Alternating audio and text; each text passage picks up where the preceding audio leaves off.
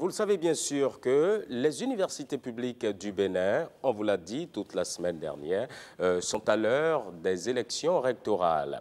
Alors aujourd'hui, zoom sur deux listes. Nous allons d'abord à Parakou, à l'université de Parakou, vous faire découvrir une liste, notamment celle dénommée Expérience plurielle. C'est le deuxième invité de la journée que nous recevons tout de suite.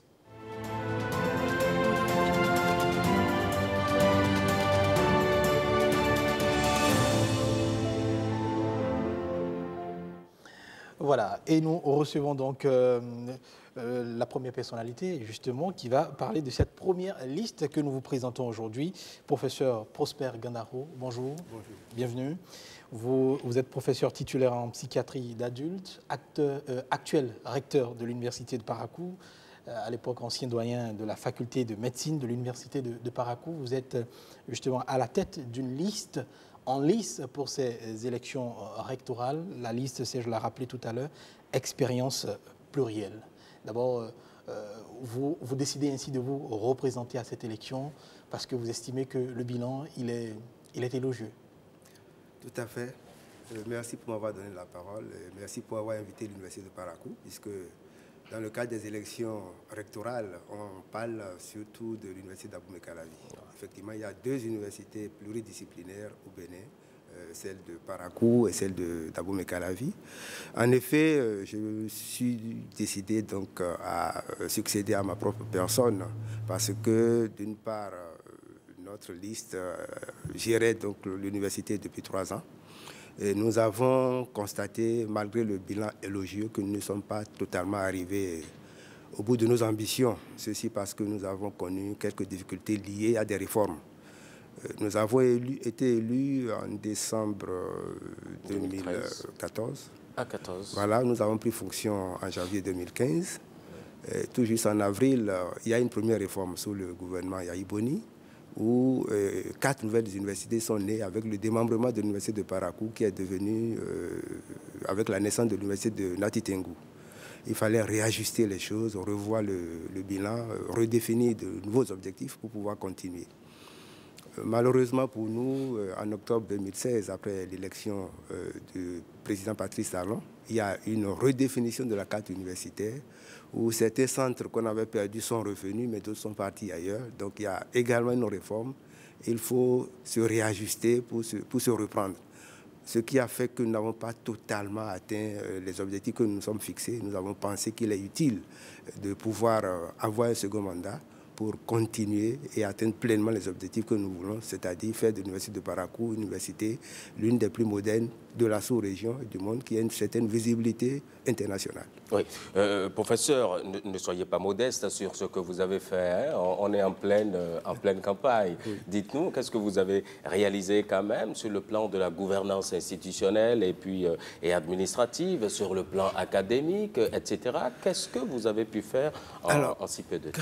Quand nous sommes arrivés, nous avons dans un premier temps organisé les états généraux de l'université de Parakou pour qu'ensemble, avec les autres composants de l'université, on redéfinisse non seulement la nouvelle politique, mais qu'on voit où se situent les problèmes. Et à partir de là, nous avons dit, nous avons pris la résolution de pouvoir apporter des solutions dans tous les domaines que vous avez évoqués tout à l'heure. Nous avons vu qu'il faut mobiliser des ressources complémentaires pour pouvoir réaliser nos objectifs. Pour ce faire, nous avons organisé un mois de solidarité, novembre à décembre, pour pouvoir avoir des ressources complémentaires et exécuter les nouvelles tâches qui nous incombent. Sur le plan de la gouvernance, elle est devenue beaucoup plus participative. Donc, toutes les composantes de l'université ont été associées à la gouvernance. Sur le plan académique, nous avons essayé d'améliorer un peu, disons, au niveau du corps professoral, le niveau, parce qu'une université, ce n'est pas un gros lycée. Il faut les différentes catégories d'enseignants. Or, à l'université au Bénin, nous sommes membres du CAMES, et c'est le CAMES qui permet de déterminer la valeur des enseignants. L'université de Parakou n'avait pas suffisamment d'enseignants de rang magistral. Nous avons œuvré à ce que beaucoup soient inscrits sur les listes d'aptitude du CAMES. Dans les différents grades, nous avons des professeurs titulaires, des maîtres de conférences agrégés, des maîtres assistants. Malheureusement, nous n'avons pas pu recruter puisque la tension de la trésorerie impose à l'État donc une réduction au niveau de recrutement. Mais sur le plan de la recherche, nous avons organisé des séminaires, il y a 2 colloques de l'université que nous avons organisés, 2e, 3e, avec des actes. Nous avons organisé, nous avons fait des réformes à ce niveau. Sur le plan de la coopération également, nous nous sommes attelés à donner une certaine visibilité à l'université de Parakou. Nous avons fait des réalisations. Si vous permettez, le Téléthon, disons le mois de solidarité nous a permis d'améliorer les conditions par différents appuis. Nous avons reçu du gouvernement d'alors des promesses de financement des infrastructures pédagogiques jusqu'à hauteur de 900 millions. On a pu réaliser, disons, une infrastructure pédagogique de 450 millions. Nous avons pu créer, ouvrir d'autres formations. Par exemple, à Parakou, il n'y avait pas un institut de formation en soins infirmiers et obstétricaux. Ça n'existait pas. Le besoin est très criard puisque l'université doit tenir compte des demandes du besoin du milieu dans lequel il se trouve. Nous avons créé donc nous avons ouvert donc cet institut. Les premiers recrutés vont finir l'année prochaine. Nous aurons des infirmiers diplômés d'État formés à Parakou, des sages-femmes diplômées d'État formées à Parakou. L'avantage ici, c'est qu'ils peuvent continuer avec le master et même on aura donc des doctorants, des docteurs à l'université, même des professeurs très très bientôt.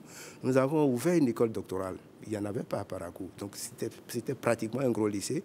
Nous avons commencé par donner donc, à l'université de Parakou un visage d'université. Cette école doctorale, c'est une école doctorale en sciences agronomiques et eau que nous avons rendue fonctionnelle. Si bien que les mois à venir, il faut que nous continuions sur cette lancée pour pouvoir vraiment faire de l'université une vraie université. Alors, on imagine que si vous vous présentez pour un second mandat, vous avez certainement envie de perpétuer la tradition et apporter certainement des innovations. Alors, quelle va être l'innovation pour ce deuxième mandat-là que vous recherchez?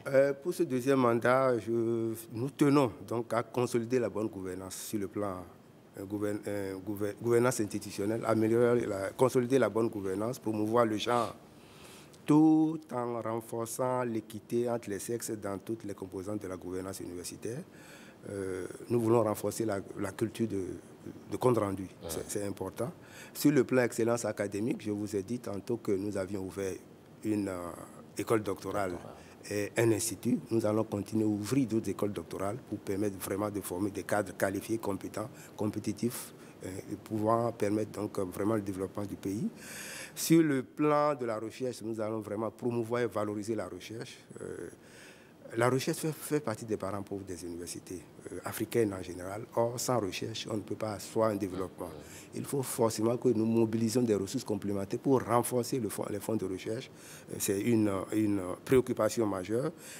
Revoir également la coopération pour l'étendre à d'autres secteurs parce que nous sommes contentés dans notre premier mandat de voir vraiment ce qui se passe dans notre environnement. Il faut faire en sorte que l'université soit au cœur du développement local, régional. Nous allons l'étendre au plan international pour pouvoir vraiment mobiliser des accords sur le plan international et nouer des relations afin de pouvoir développer des sujets d'intérêt commun pour pouvoir évoluer. Et enfin, sur le plan de l'action sociale, nous avons pensé aux différentes couches. Les enseignants à Parakou n'ont pas une maison. Il faut que nous construisions une maison des enseignants pour éviter que ces derniers ne soient obligés d'utiliser leur voiture comme bureau et rendre attrayant l'université de Parakou afin que les gens s'y sentent bien, puisqu'on est bien que là où on est le plus longtemps dans une journée, et à l'université, on est beaucoup plus dans cette université. Si c'est un enfer, ce serait difficile, il faut le rendre vraiment plus attrayant. Voilà en gros les préoccupations majeures qui nous amènent à déposer et à susciter le renouvellement de notre candidature. Oui. Alors, je vous demandais tout à l'heure de ne pas être modeste sur ce que vous avez fait. Pourtant, les faits sont là. Il n'y a pas eu de grève, ni des enseignants, ni du personnel administratif. Comment est-ce que vous êtes parvenu à manager les ressources humaines pour qu'on en soit là? Merci. Dès que nous sommes arrivés, nous avons créé avec les étudiants un cadre de concertation où tous les mois, l'équipe que nous dirigeons rencontre les responsables des associations pour qu'on discute ensemble de leurs préoccupations. Alors, tous les problèmes académiques auxquels ils sont confrontés sont passés en revue et des solutions y sont apportées. Certes, ils ont beaucoup plus de problèmes sociaux que de problèmes académiques. Pour les problèmes sociaux, c'est notre partenaire du cours qui doit s'en occuper. Mais sur le plan académique, tout allait bien. Maintenant, en ce qui concerne le personnel, dès notre arrivée, ils nous ont donné un cahier de charge qui comprenait 12 doléances. On en a répondu à 11. On a répondu à 11 doléances. La dernière, nous sommes en train de travailler ensemble parce que, comme je l'ai dit tantôt, les nouvelles réformes ont fait que ce personnel a doublé d'effectifs. Il fallait reprendre, réinstaller, réintégrer tout ce monde-là avant de continuer. Nous pensons continuer sur la même lancée. D'accord. La liste expérience plurielle, il n'y a pas que vous. Vous nous présentez un peu l'équipe. Effectivement, la liste expérience plurielle qui a déjà fait 3 ans est composée, a suivi un petit remaniement. Parce qu'il y avait, pour accompagner le recteur, 2 vice-recteurs avant. Maintenant, c'est passé à 3 vice-recteurs, donc il faut étoffer l'équipe. Ce qui a fait que le premier vice-recteur, c'est un agronome, il s'appelle Akwaré Ibrahim, il est maître de conférence. Le deuxième vice-recteur est un neurochirurgien qui s'appelle Holden Fatiba. Le troisième vice-recteur est un géographe, il s'appelle Gomez Ansek. Et c'est avec ces 3-là que nous constituons la liste expérience plurielle. Ouais.